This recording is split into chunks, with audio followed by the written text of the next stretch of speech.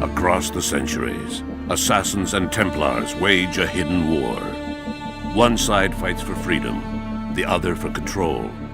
The fate of humanity hangs in the balance, and that balance is shifting. Welcome to Assassin's Creed Brotherhood Diaries. Assassin's Creed is about a grand battle between Templars and Assassins that is hidden behind the scenes of history.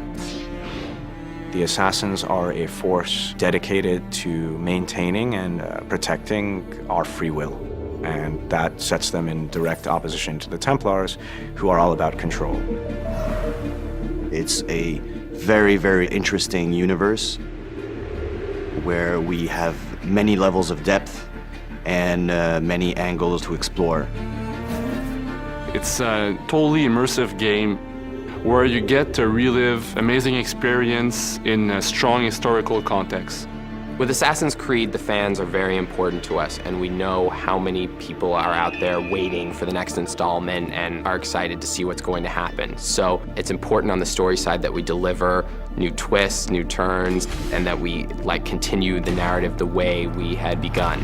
Assassin's Creed 1, as most of people know, was set in the Third Crusades during the 12th century. Assassin's Creed 2 was set in the Renaissance. This time around, we are going to focus especially on the city of Rome itself and on the life of Ezio, the second part of his life where he decides to build a new order, which we call the Assassin's Brotherhood.